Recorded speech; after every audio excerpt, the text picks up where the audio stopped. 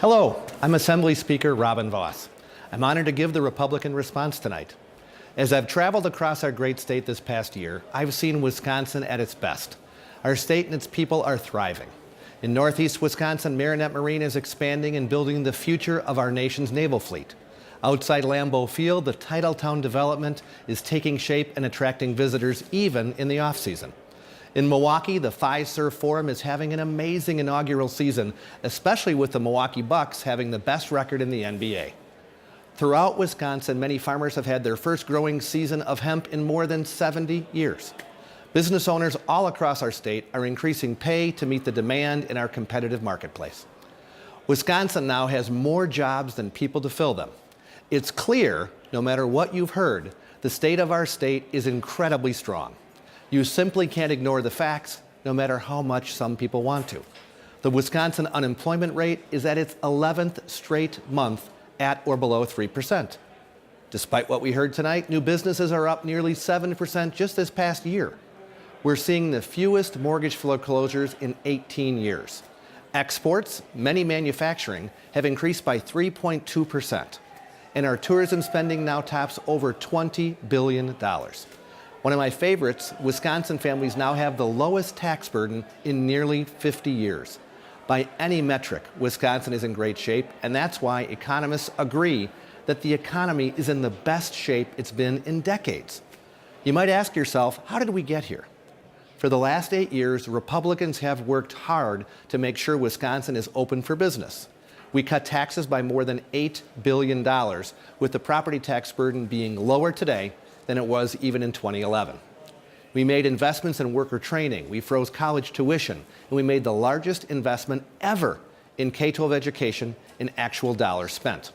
Wisconsin is certainly on a roll, and I promise you Republicans are not going to allow us to slip backwards. We're committed to keeping your taxes low, the state pension fully funded, and our budget balanced. We can increase our investment in K-12 education to 2/3 funding without raising any income or any sales taxes, as it sounds like tonight some might propose. As President Ronald Reagan once said, as government expands, liberty contracts. He also said, freedom is never more than one generation away from extinction. Let me promise you, Republicans in the legislature won't forget Ronald Reagan's sentiments. We won't let government grow out of control, and we won't let socialism take root in our state. I promise you, Republicans will fight for and protect your freedom, from unnecessary red flag gun laws to the expansion of government-run and controlled health care. We will keep spending in check, continue to focus on our successful school choice programs, and most importantly, protect the unborn.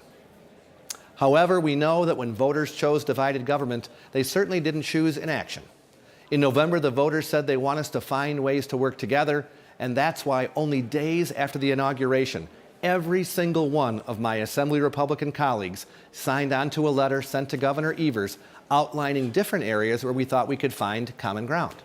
It's my hope that we focus on the issues that don't divide our state. Instead, we focus on the issues that are easy to find common ground. The 11 ideas that we proposed in the letter aren't meant to be an exhaustive list, but certainly a good starting point. Things like enhancing internet access, preventing homelessness, improving foster care, and yes, cutting middle-class taxes should all be slam dunks. Wisconsinites want us to work together, and these are shared priorities that we can begin working on right away. Also this past week, Assembly Republicans moved forward on a middle-class tax cut using the governor's framework. Unlike Governor Evers' original plan, our plan doesn't raise taxes on farmers or manufacturers. It doesn't raise taxes on anyone. It simply uses the GOP surplus, almost $600 million, to pay for it. The tax cut is targeted, just as Governor Evers wanted, to families making under $150,000 and individuals making under $100,000. It saves a married couple with a median income more than $300 annually. That's real money. We can make this middle-class tax cut a reality, but we have to have a willing hand on the other side. The only bottom line that we have is we're not going to raise somebody's taxes to lower another's when there's plenty of money left to be able to do it on our own. Another shared priority is protecting the insurance coverage of pre-existing conditions. Assembly Republicans promised that it would be the first bill we passed this session, and we did it just earlier today. It was a bipartisan vote, 76 in favor and 19 against. That sure sounds like something that should go to Governor Evers' desk, and he should sign as quickly as he can.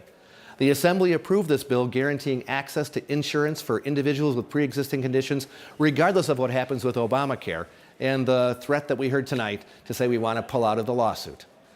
The bill also eliminates any annual or lifetime cap on health insurance in Wisconsin. There should be no reason why Governor Evers doesn't sign the pre-existing condition bill that was passed with a strong bipartisan majority or approve a middle-class tax cut that he proposed and we're able to pay for with the GOP surplus. Tonight, Governor Evers said he expects the legislature to take up the budget that he crafts, quote, by and with the people of our state.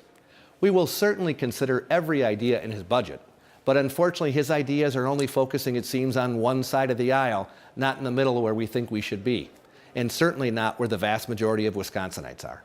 If his budget is merely a tax and spend wish list, one that would never pass our legislature, unfortunately his budget would amount to political gamesmanship, and the words of bipartisanship he said tonight would ring hollow. Every person who runs for public office wants to change their part of the world for the better. One of the first introductions into politics from myself was my 6th grade teacher in Burlington. She told me everyone in the United States has a chance to make a difference. In our system, good people often don't run for office because they want to do things, they want to be involved in the process to make the life better for their family, their friends, and their neighbors. I know Democrats want that. I know Republicans want that. I know every Wisconsinite wants that. That's why I'm so worried that hate and vitriol have become far too pervasive on social media these days. I believe it discourages people from entering the public arena and fighting for their ideas. We all want what's best for Wisconsin, regardless of party. So let's do a better job listening to one another and understanding each other's perspective. In closing, let me reiterate tonight what Republicans are going to work for over the next 2 years. We will work to keep the tax burden lower and affordable for the middle class. We will protect those with pre-existing conditions. We will make record investments in K-12 education, and we will continue to work together to move Wisconsin forward. Thank you for joining me. God bless you and your family, and God bless the state of Wisconsin.